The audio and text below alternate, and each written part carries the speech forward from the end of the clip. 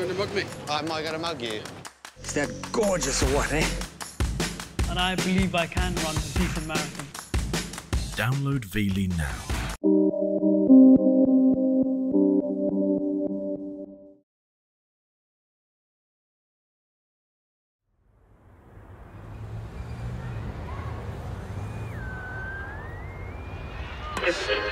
Endlich ist es soweit. 4 Jahre haben wir auf diesen Augenblick gewartet. Verdensmesterskabet står selvfølgelig over alt andet i fodbold. Crianças por todo mundo. Torcem pelos seus ídolos e seus heróis. Hunderte Millionen sind vor dem Fernseher dabei. Stadion ist bis auf den letzten Platz gefüllt. I was always taking pictures. I loved taking pictures. But I realized that from where we were sitting, the soccer players are this big. Die Weltmeisterschaft steht haushoch über allem anderen. So I would turn to the side and I'd take pictures of the EXCO members. Because I was one of the family, they would pose for me.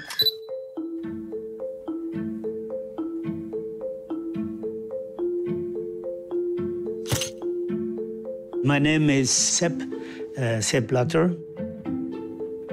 Sepp pulled me aside and said, "What are you using these pictures for?" "From my photo album."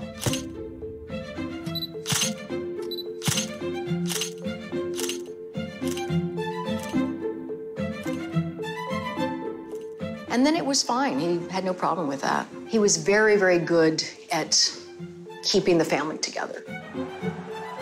Football has become a big, big business, one of the biggest businesses in the world. So I got into the relationship thinking this was the love of my life.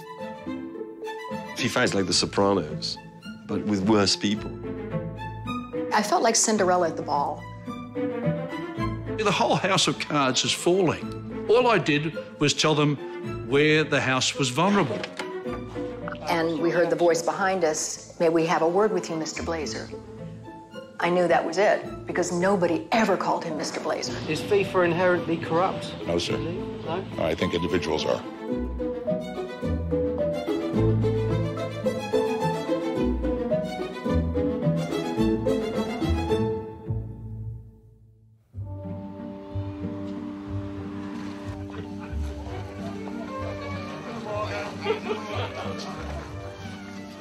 Today is a special day in Zurich. Thank you for being with us. Thank you for bidding for the World Cup. It's the beginning of the race to become host of the greatest sports event on earth, the Football World Cup. A World Cup brings the world's television cameras, many people from around the world, to your nation. So people are fiercely desperate to try and get hold of the World Cup, and the contests are really, really quite competitive. Bring the World Cup to the United States. Bring the World Cup to the United States! FIFA, the World Football Association, chooses the winner. And 2 candidates stand out. Nobody seriously believed that it was possible for Qatar, especially given the strength of the bids that they were competing with. I promise you that if we are successful... Of course, we're talking about the Americans, who were odds-on favorites to land it. America will make the world proud. I never had a budget. Any Qatar entity that we needed to use to help win the bid was at our disposal. This was something that they wanted and they were going to get. In order to win a bid to host a World Cup, you have to convince a majority of the 24 voters on the FIFA Executive Committee. They are the gods of football.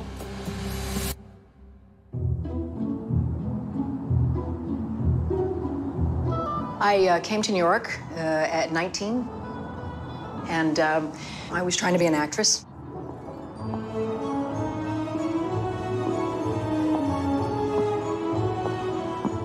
I got a job as a waitress and waited tables for about 8 years, but kept auditioning. And eventually I got into the soap operas. Hey! Oh. Charlie Brett. Just what do you think you're doing? Yeah, well, he's been playing that stupid music for hours. I didn't have much of a career as a model. I think I'm a little bit too short. But I happened to book a job wearing a bikini, and the photographer was friends with Chuck. And he was charming, absolutely charming, and smart, and seemed very interested in me, and I thought that was really nice.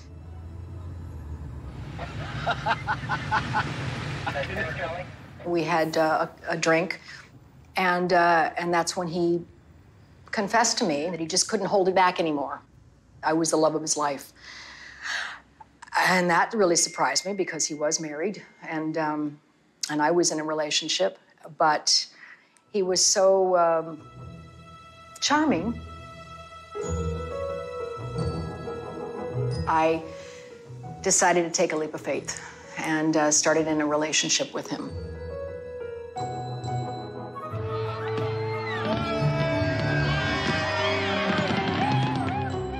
It didn't last long, and it ended badly.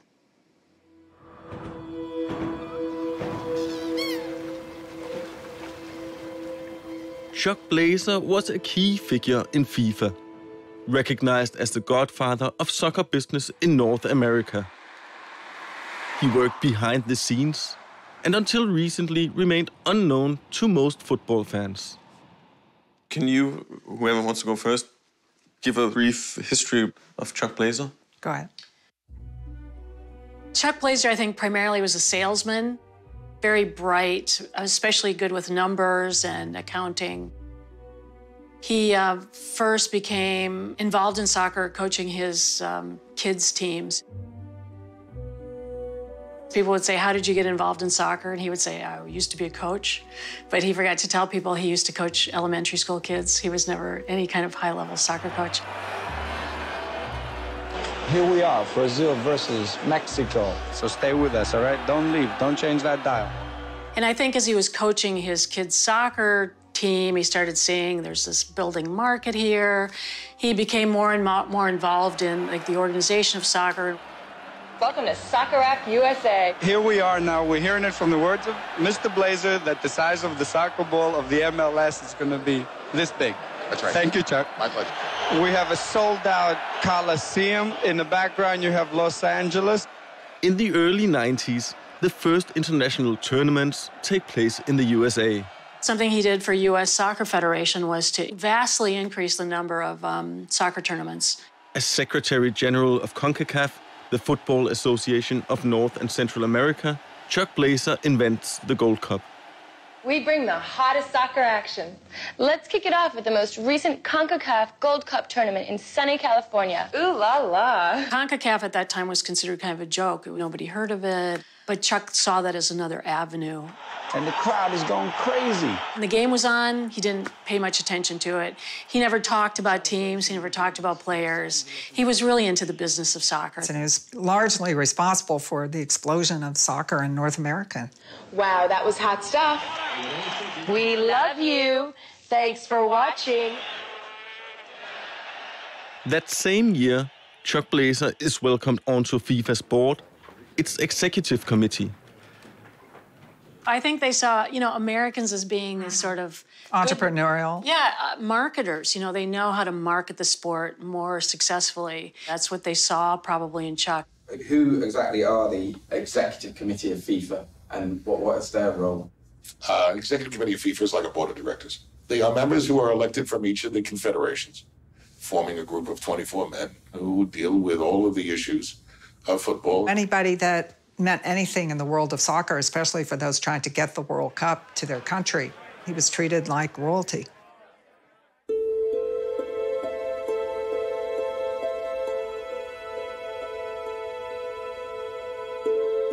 "25 years later, he wrote me a letter, a real letter, with a stamp on it and everything. I was like, wow, nobody does that.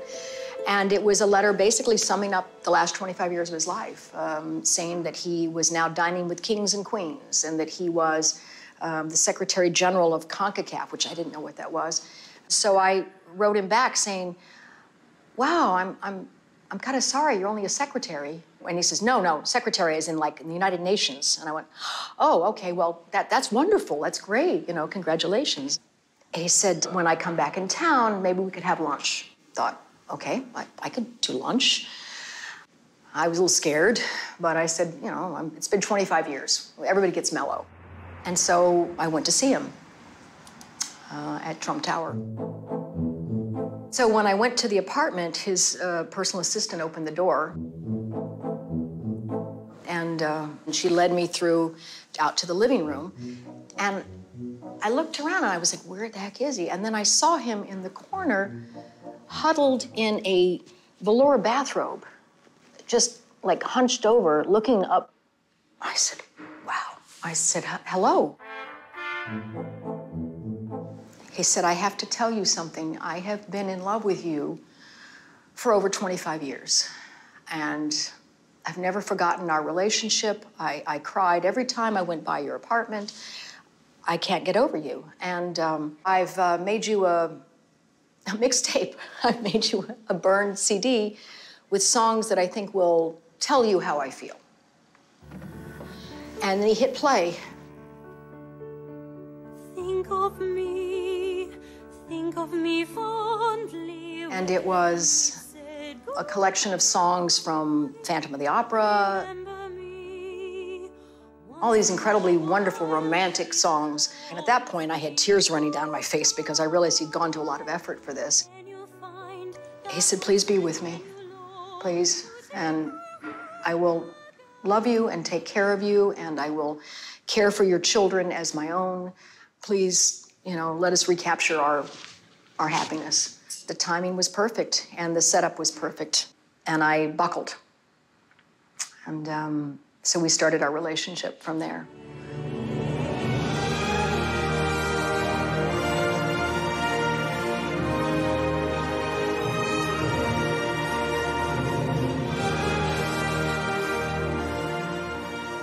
He decided for our first trip to take me to Madrid, and where I saw my very first soccer game. And I was so proud.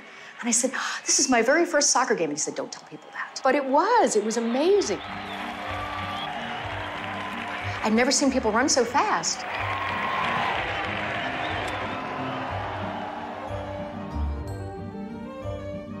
And he said to me at the time, he said, we will be treated like kings and queens.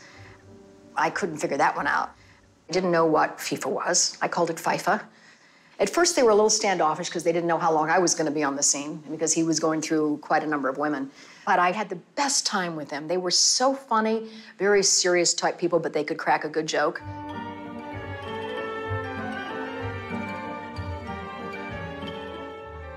We couldn't sit down to dinner anywhere unless there was a three-piece string quartet, or, I mean, it was just incredible meals. There was the best wine, entertainment.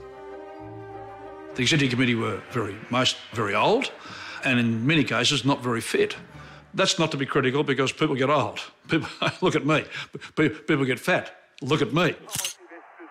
Most of the exco had been players or coaches or managers or something to do with soccer. Chuck was actually the only one, I think, that never played. Sepp Blatter. What was your relationship to Sepp? I liked him too.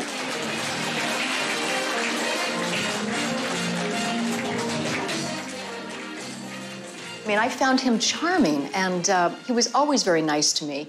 He reminded me sort of like as of a Swiss Benny Hill,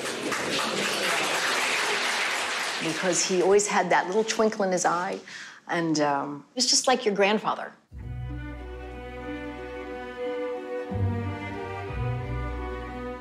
A secret payment of 1 million Swiss francs from ISL arrived by accident in FIFA's bank account. A lot of people would say there's another side to him. I never saw that side. I've heard about it, you know, that he controlled everything with an iron fist. If it was an iron fist, it was in a velvet glove. And our sport, you know it, our sport gives these dramas. Drama in football. He was very, very good at keeping the family together. The essence of our sport, which is discipline, respect, and fair play. President Chapter.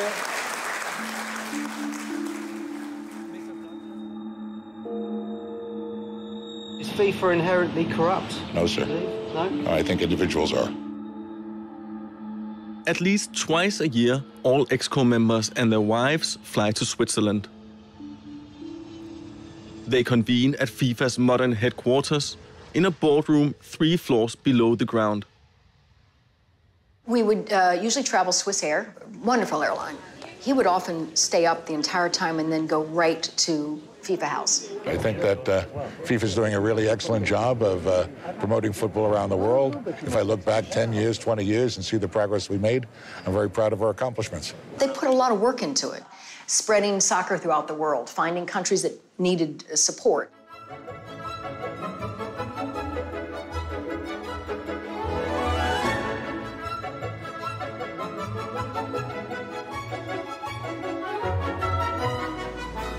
We'd be there for 3 or 4 or 5 days. There'd always be a dinner. Everything was impeccable. Staying at the Bauerlock, they have the best muesli, and Chuck told me to eat as much as I possibly could because FIFA was paying for breakfast. They had this sort of like a bank for all the members to go to in the hotel. He would also pick up $20,000 every trip to Zurich. He would split the money up into 2 packs and take $100 out of each pack, so it was $9,900. Which is legal. I would carry 99 and he would carry 99. That was done every single time. Where would this cash come from? FIFA.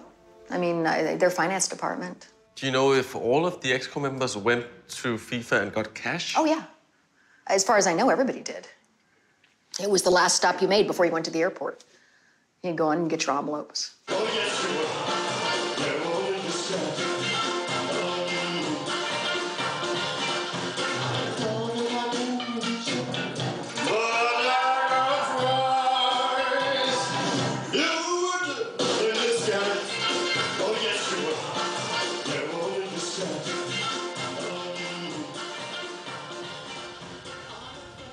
Trump Tower has an incredible view. His apartment was on the 49th floor, and there were always wonderful toys. He always had the coolest gadgets. Max was a blue and gold macaw. People used to report having seen him in Central Park in New York, going out for his sort of exercise, but his exercise was on one of those segways, and he would go around this enormous man with a parrot on his shoulder. Go, Max, go, it's okay. CONCACAF offices were the entire 17th floor of Trump Tower. He decided that he was going to build an aviary in his office at a cost of $150,000. It was all marble floors, all glass walls, overlooked Central Park and Fifth Avenue. He had his own flat-screen TV, Max did, that was usually turned to Animal Planet. He charged everything to CONCACAF. And that includes the rent for his apartment for his cats. They were litter box challenged, so to speak. And then when this other apartment opened up, he said, we could put the cats in there. And an apartment in Trump Tower just for 2 cats? $5,500 a month. To find the best possible World Cup host, each EXCO member visits all of the candidate countries. This is a chance for hopeful bidders to make an impression on the FIFA bosses. I went to Russia. It was pretty amazing the day that Chuck went in to see Putin. All his ministers are lined up in the hallway, and they were all pushed aside so Chuck could come in and meet with Mr. Putin. And the first thing Putin says to him is, you look just like Karl Marx. And Chuck said, I know. Because I got him to grow a beard, because he had 3 chins. He spent all this time shaving. He had to shave twice a day. And I went, what a waste of time. You know, if you grew a beard, it would look better, you know. And he went, oh, that's a good idea. And Putin gives him a high five.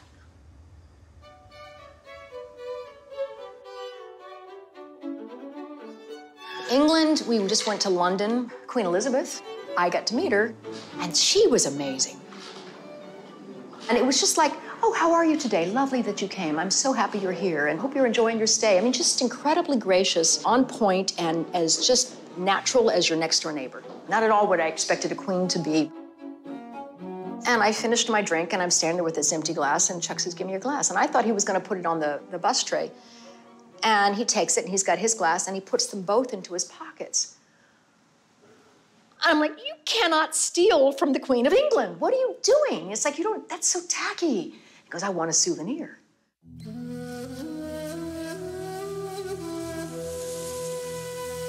I had been to Qatar. I was never terribly comfortable there because I'm used to being able to, when I go to a city, getting up in the morning and taking a walk around the city, and you can't do that there. First of all, it's 120 degrees outside. It was like we were the joke of the whole bidding team. Even people within FIFA didn't take Qatar seriously as they should have. They don't even have a team. They don't have stadiums. They don't have anything, but they have a lot of money.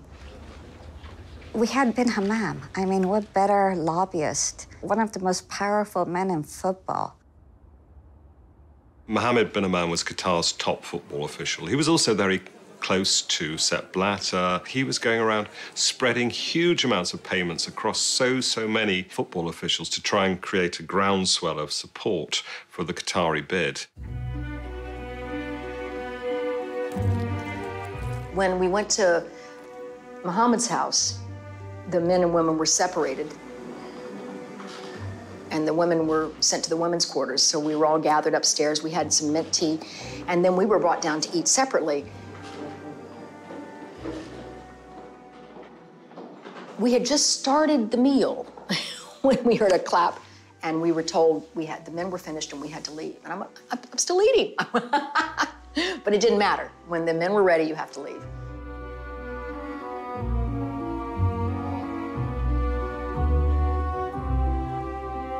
Everyone had their mind on winning this event, making money and reputation and recognition. Any means possible was considered by any of them.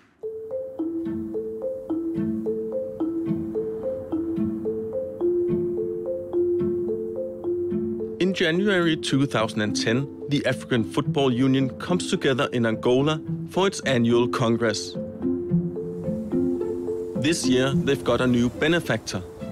At the cost of $2 million, Qatar's World Cup bid has become the exclusive sponsor of the meeting. There were 3 of the FIFA Exco members' votes up for grab. Bin Hammam attended this conference, though he's not related to the African Football Federation. One of the people from bin Hammam's camp was Amadou Diallo. He was also working for the bid at this point. It was quite late at night, around 11 o'clock, and I was called by my boss who told me that I needed to go translate. One of the first Exco members came in.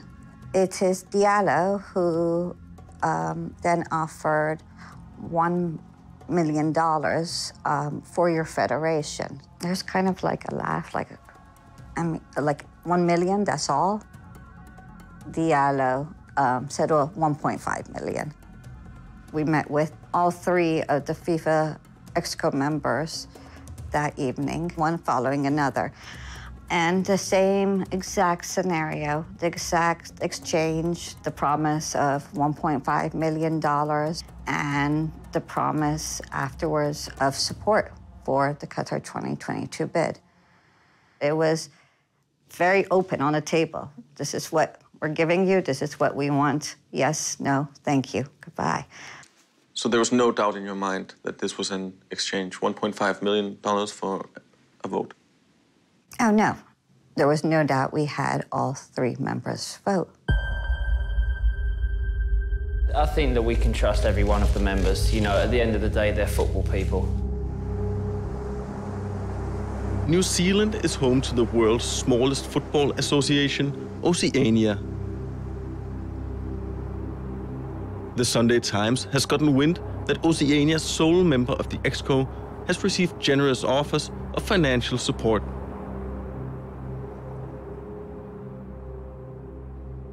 We had 2 tip-offs about irregularities in the process and that people were offering incentives for people to vote. And we went to people who'd been on the executive committee in previous hosting contests. All those people told us there was only one way to win a World Cup. We had to pay bribes. And we decided to go undercover. We posed as lobbyists for a group of American companies who wanted to support the American bid. We went as part of that work to go and see Reynard Tamari, who was the Oceania FIFA Executive Committee voter. There are only 24 FIFA Executive Committee members, and each vote is really, really important. And it would be very useful for us to know if any have offered to finance this project. Yes. We talked about how his vote might be influenced if we were to give money to Oceana. Is it something, say, for example, that our consortium might be able to finance? Yes, this kind of thing I'm keen to discuss. If I compare with the proposal coming from, it's nothing. Nothing. We are talking about 10 to 12 million US. When we showed this to FIFA, they suspended him, and he was suspended, I think, for a year. So without a doubt, we can trust them.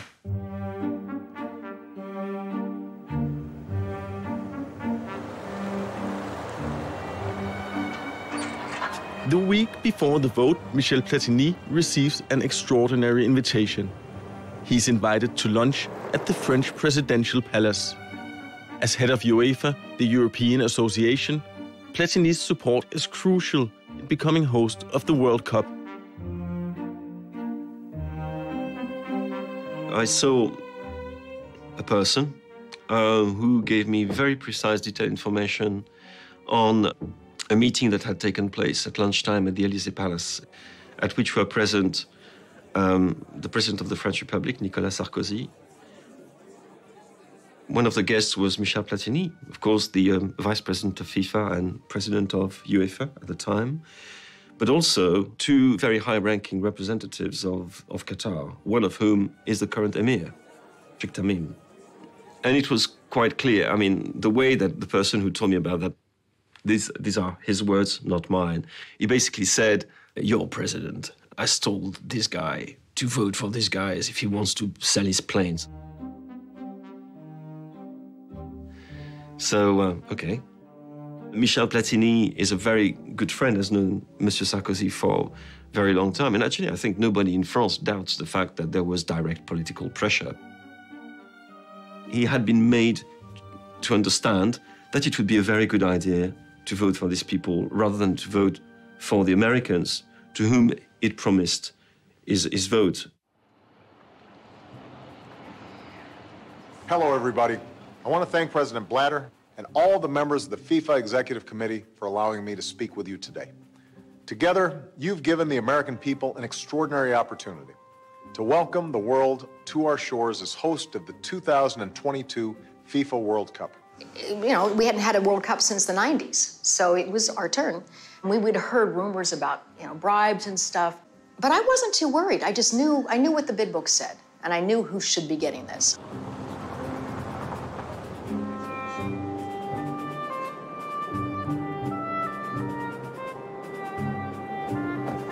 December 2nd, 2010. How do you remember that day? It was one of the busiest days I ever had at FIFA. David, what are the chances? How are you feeling? Just a couple of hours to go, David. We're happy and we're ready for our presentation.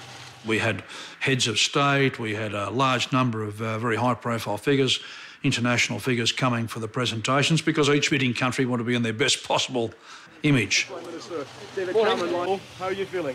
Well, we got a great bid, so we just got to go in there and give it everything that we've got. We had, former President Bill Clinton. We had the English Prime Minister at the time. We had members of the royal family. So it was extremely busy, extremely colourful, extremely high profile. The different groups, that were up for the bid, they were all huddled secretly. And everybody was very nervous. What do you think our chances are? You think we can do this? You think we're going to win?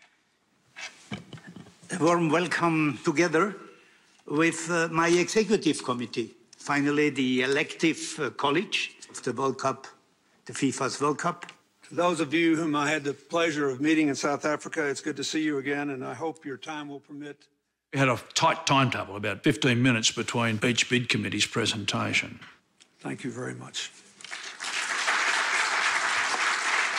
Someone from FIFA asked me to ask Michel Platini, who was deep in conversation with Zidane, and said, would you mind, gentlemen, taking a conversation outside the committee room so the next bid committee can prepare itself? Well, Michel Platini was extremely annoyed to be asked to leave the room and looked at me in the most arrogant, aggressive manner.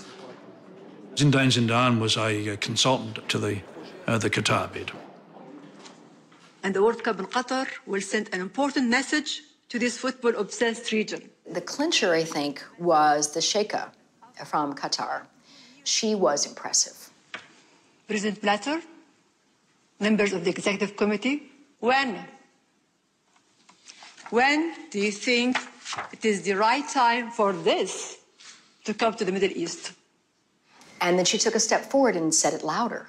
When the time has come, the time is now. Thank you very much. Chuck was brought in with the other EXCO members ahead of us, and they were sequestered in the wherever they were voting. When they finally let us go into the room, as I walk in this big auditorium, I see Chuck sitting there, and I look at him, and he looks at me, and he doesn't look happy. And I'm thinking, oh, this isn't going to be good. And I had my camera, so I took this picture. They made me walk past him. I wasn't allowed to speak to him. Made me walk past him to where the wives were sitting. I could speak more and more, but I have to announce it. And this is das Kuvert mit dem Namen drin. And then they start the process, and Sepp gets up and he opens the envelope. The winner to organize the 2022 FIFA World Cup is Qatar. Katar, das ist natürlich eine Riesenüberraschung. Man hört die Explosion förmlich weltweit. Das ist eine Riesenüberraschung. Qataris jumped up and were, all excited. The rest of the audience, I think, was in shock. Nicht die USA, sondern das klitzekleine Katar bekommt den Zuschlag. There were loads of rumors of bribery floating about before the vote, and the result of it, when people were looking at each other, said, why would anybody in their right minds choose Qatar? Bill Clinton, who was in Zurich for the vote, he went back to his hotel room and smashed the mirror with an ashtray. Michel Platini, as he confirmed later, had actually told the Americans that he would support their vote. He and Franz Beckenbauer were the two fabulous footballers who had great knowledge of the game. It seems inconceivable that someone with such a knowledge of the game would want the World Cup to be played in such searing heat as Qatar. Platini must have had another reason for voting for Qatar. And which is when I think the real troubles of FIFA started. It was all because of that decision.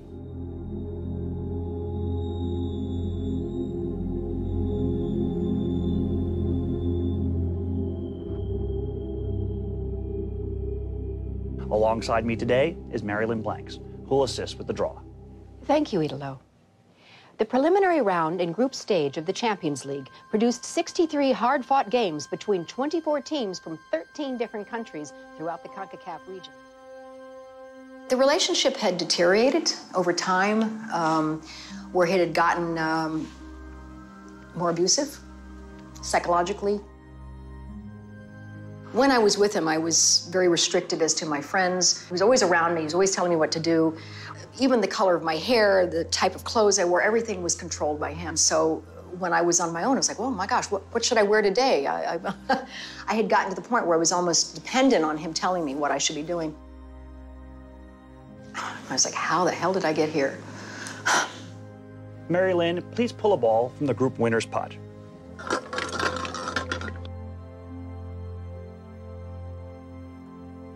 He was more distant, and despite swearing his love for me, he still had quite a few girlfriends on the side.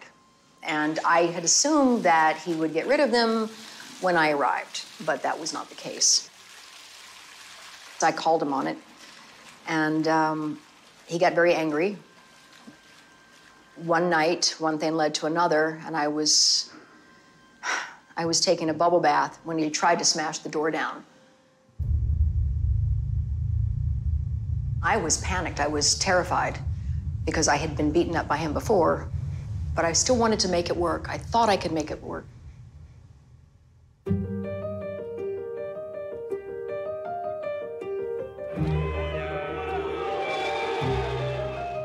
People were piqued, people were angry, and people became very curious. It attracted the press hounds, who thought there was really something very, very fishy going on. I was in contact with two of the main sponsors in FIFA, and they told us, we trust you, but please bring back this boat of FIFA in, I would say, in better waters. We are not in a crisis. We are only in some difficulties. And these difficulties will be solved inside our family. They felt like they needed an independent body to come in as a sheriff, if you will.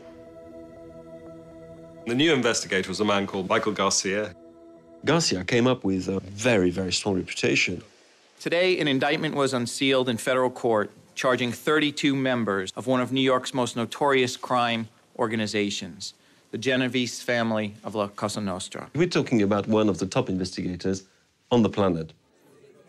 He got really interested in the bidding process for the 2018 and 2022 World Cups. He was like a dog with a bone. I think Michael Garcia went further than perhaps he was wanted to go. Michael Garcia, after 2 years, wrote a very long report. And he submitted it to FIFA. And the reaction was nobody in the world would be allowed to see Michael Garcia's report. Wir wissen als Profis, wie wir diesen Bericht aufbewahren, sodass nicht zugänglich ist. The decision not to release the report was the EXCO's decision. It's hardly in the interest of the executive committee to publish a report that is filled with allegations against themselves. Exactly, and that's why they didn't. This is, I believe, a very comprehensive report. It's a very detailed report. The more that is public, and the more that people can see what is done and agree with what was done or disagree with what was done, then those issues can be resolved and the organization can move on. And it was only under a lot of pressure that FIFA decided to write a cut-down version of the Garcia report, which Blatter was spinning, telling everybody was great because it had cleared Qatar of any wrongdoing. And the minute Garcia got hold of this resume, he slammed the door and he said, don't want to have anything to do with these people anymore.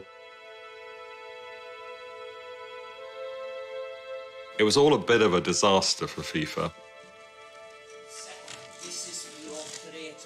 Excuse me? FIFA had always had a history of being able to control their destiny. Where is my security? Come on. Come on. Eventually, they thought that it wouldn't hurt them. Everyone. Here we go, Seth. That's Seth, it's all there.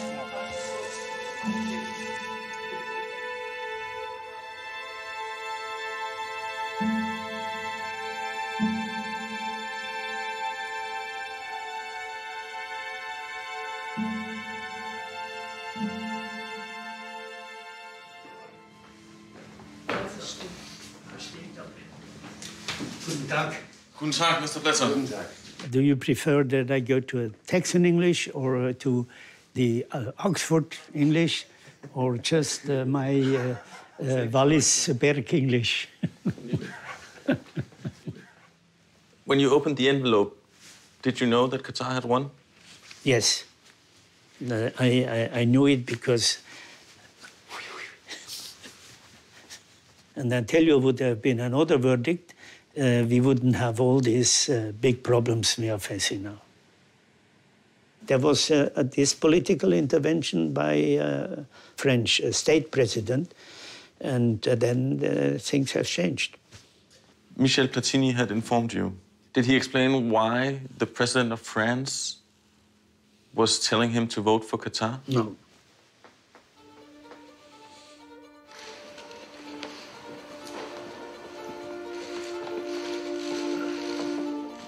According to Platini himself, he felt a subliminal pressure during lunch with the French president and the Emir of Qatar.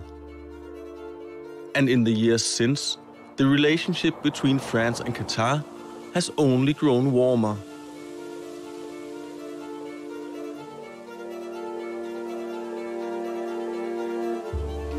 I have been told that the Qataris told Sarkozy, if you want to sell your airplanes, tell this guy to vote for us. I don't know if it was the Rafale, so the aircraft jet, you know, for the military, or the Airbus. Because, you know, Qatar bought a lot of Airbus.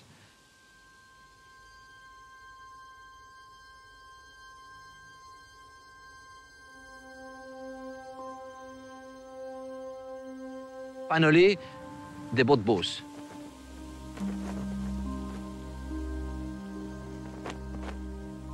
We are just 1 week, 10 days before the final attribution. So all the members of the family, they came at the Élysée Palace.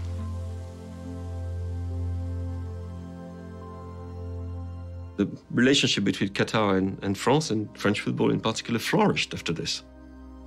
They took control of Paris Saint-Germain in 2011. They started to invest huge amounts of money in this particular club. They also invested an absolute fortune in putting together a new TV network, which in many ways gave French professional football the oxygen it so desperately needed because it was running out of money, basically. You know, at the time they were buying Paris Saint-Germain, they have more than $50 billion of exceed in their budget. So when the Emir wake up the morning, when he shave, he said, what will I buy today? A team, an hotel, a company? All the big company, the French big company of the infrastructure, they are in Qatar. They are building the tramway, the metro. So for us, it's also a big contract. This is the pivotal moment when the Europeans switched their allegiance from the Americans to the Qataris. Et sur l'amitié entre le Qatar et la France. Merci à tous. So you can see how, in terms of macroeconomics and geopolitics, the whole thing has worked. If we look at what happened after the vote for Qatar, there's a pattern of Qatar investing heavily in France after Sarkozy had interfered in the vote. What's the difference then between political interfering and buying the World Cup? A vote for the World Cup is not made by buying votes. It is the political interference. It is not the same that an individual is going to a man and give him 100,000 or whatever, whatever gifts he gave him to vote. That's a difference. The Sunday Times is now alleging it has evidence beyond doubt that proves Qatar bribed its way to winning the right to stage the tournament in 2022. Millions of secret documents leaked to the Sunday Times.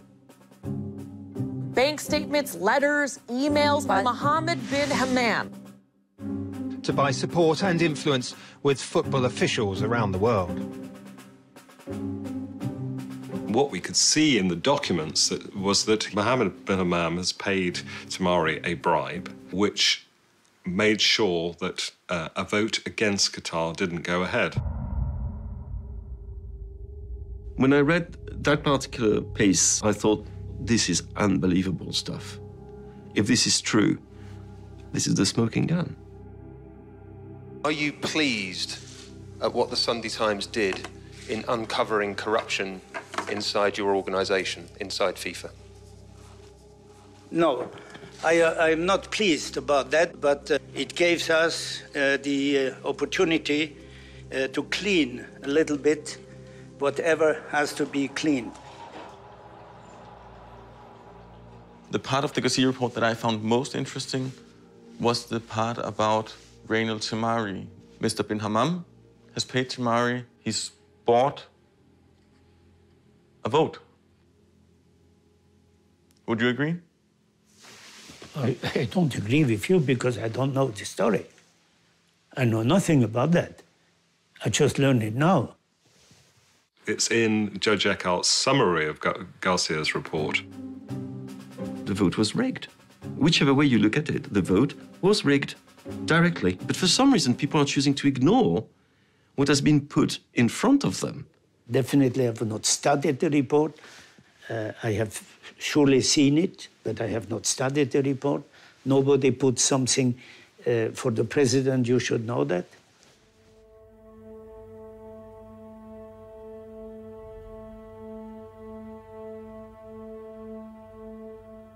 I'm determining at this point in time whether I wanted to remain with FIFA. I was concerned about endemic problems and vulnerabilities to greed-based corruption in the organisation. For my own professional interest, I assessed each then member of the Executive Committee on an integrity meter. I concluded that a significant number of Executive Committee members had serious issues of integrity.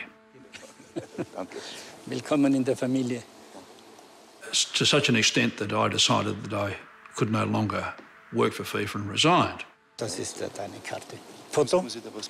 Nein, mit dem kannst du gratis Fußball schauen. Okay? I was interested in the truth being arrived at in FIFA, and the FBI provided one of the best mechanisms to arrive at that truth.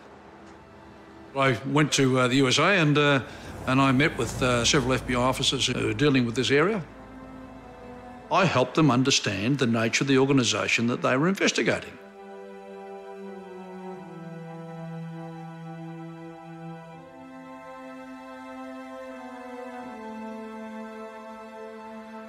You see, the whole house of cards is falling. All I did was tell them where the house was vulnerable.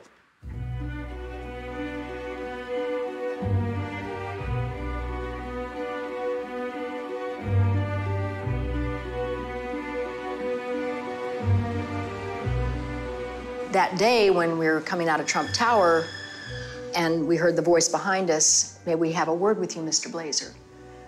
I knew that was it, because nobody ever called him Mr. Blazer. He looked at me and he said, "Mary Lynn, go to the restaurant. I'll see you later." They took him into the atrium, and that's where they cut the deal. He showed up 45 minutes later, and then we had dinner. It was a very tense dinner. And then we went back to Trump, and once upstairs, he told me, "They've got me for RICO." I said, "What do you mean, RICO?" RICO, where do I know that? And, I said, "That's like the mob, like Capone and stuff." And he goes, "Exactly." And I said, "But that means you're a crook." And he goes, "Yes." Chuck, for years, had been doing this, and he hadn't been paying tax. And I freaked. I was like, what do you mean you didn't pay your taxes? How can you not pay taxes? Everybody pays taxes. Somehow he had slipped under the radar. He was never on the salary of CONCACAF. So every check was made out to his offshore account, which is how he dodged. The IRS never got a statement for his salary. The allegations against Chuck Blazer were that whatever he negotiated, he took his 10%. So when the FBI started to investigate FIFA, he was an obvious weak point. So you have a choice. You can spend the rest of your life in jail or you talk. He was to wear a wire and meet with various people in person or on the phone, and the phones were tapped. And he was to elicit information from them to expose the bribes. And I begged him not to do it. I said, "Please, find another way. Don't do this to these people."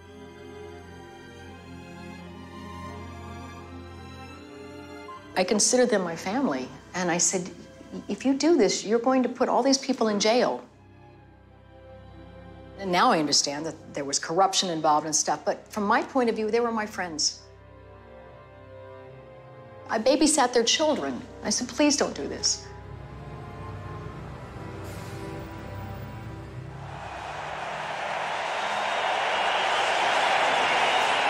I declare open the Games of London.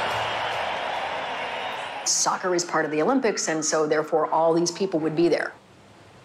So it was more like a social thing. It wasn't the pressure that you have at the World Cup, which is much freer. He wrote out letters to everybody saying, "Oh, I'd love to have dinner with you in London," and it was sort of to lure them in. He was a good fellow. He liked life, he liked restaurant, he liked ladies. Chuck who was everybody's best friend, had access to everybody because of his, his being part of the FIFA Executive Committee. He could go to people and lead the conversation onto a quite delicate terrain and then record it, and people would perhaps start to sing. So this was a list of people who would be secretly taped by Chuck Blazer. At the 2012 Olympics in London, at the Mayfair Hotel, including Sepp Blatter. And it was a one-stop shopping for the feds. And so it just began. They had a minivan, and he would go into the van, he told me, and they would hook him up with wires. Chuck was fitted with this key holder, which had a microphone. They told him, throw it on the table when you go to dinner with people. And he went, that's so blue collar. I would never throw my keys on the table. And they went, just do it.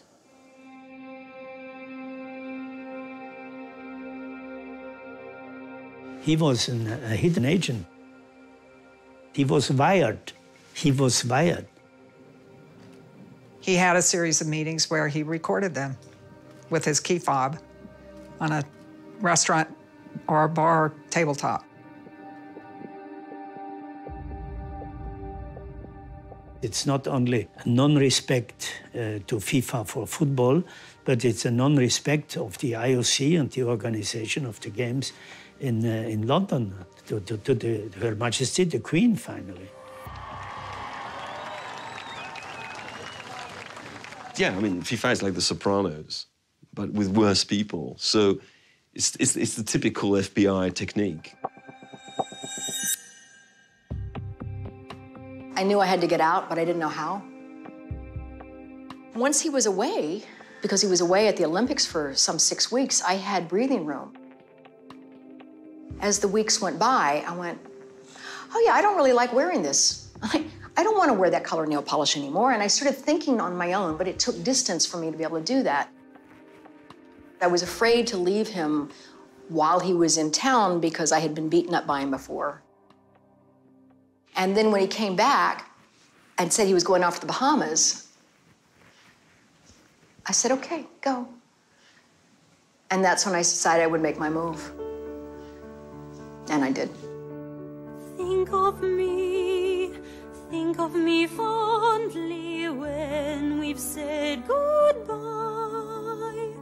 Remember me once in a while, please promise me you'll try. 6 top football officials have been arrested over corruption charges at football's world governing body, FIFA. Allegations of payoffs to the officials who decided where to hold the next 2 Soccer World Cup. One U.S. official, Charles Blazer, reportedly wore an undercover wire.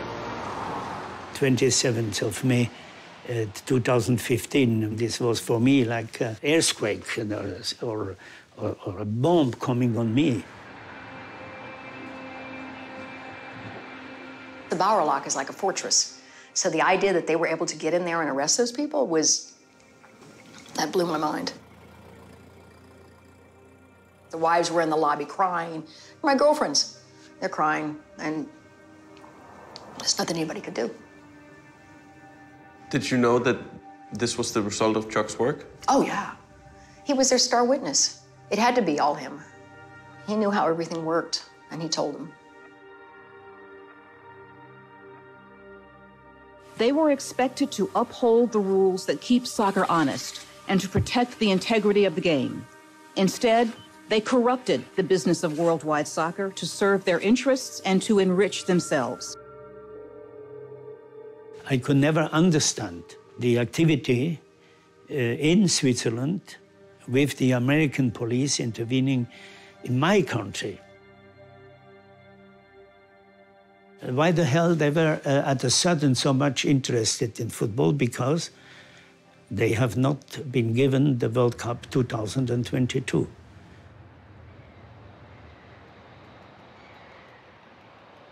Do you think that Qatar should get to keep its World Cup? Based on its bidding history, I think they didn't do it any differently than anyone else. After his stint as an FBI informant, Chuck Blazer gets his day in court. In his confession, Blazer describes how members of the Exco took bribes when selecting France and South Africa as hosts of the World Cups in 1998 and 2010. Shortly after, Der Spiegel reveals how Germany became host of the 2006 World Cup. We know now that Germany, also in 2006, there were bribes involved. It's not Qatar that made the rules. I think it's FIFA that made the rules, and Qatar just played by those rules.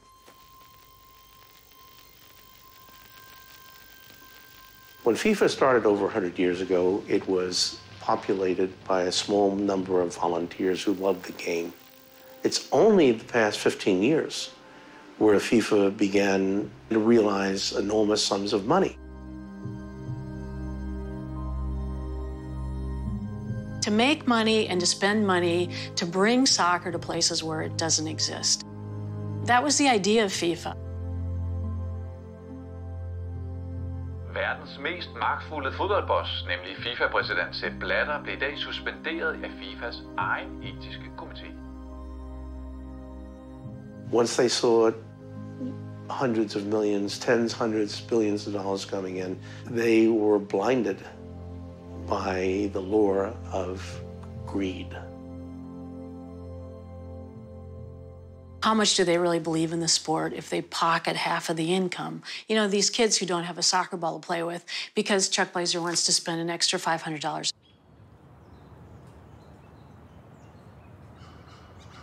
Do you look back on it with regret? I don't regret the adventures. I was so honored to have those moments, and I will treasure them forever. I don't regret that at all. I just wish I'd been with a nicer man. I got into the relationship thinking this was the love of my life and that I was going to reclaim this awesome relationship. And it was never that. I was the front.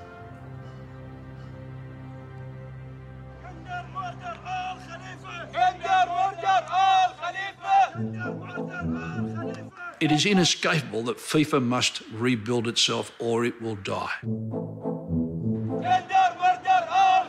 FIFA vælger ny præsident, og det sker efter schweizeren Sepp Blatter måtte forlade posten efter anklager om korruption. In the history of 114 years of FIFA, is perhaps the most important day. Qatar 2022. A lot of people want to look at the election today as a new beginning. When you speak about FIFA, you don't speak about football anymore. And we have to bring back football. Ladies and gentlemen, the election of the 9th president of FIFA, Gianni Infantino. You will be proud of FIFA. You will be proud of what FIFA will do for football. We enter now into a new era. Of course, the World Cup will take place in Qatar in 2022. There has been a lot of allegations. I have not seen one single fact. I think we have to move on. All the best.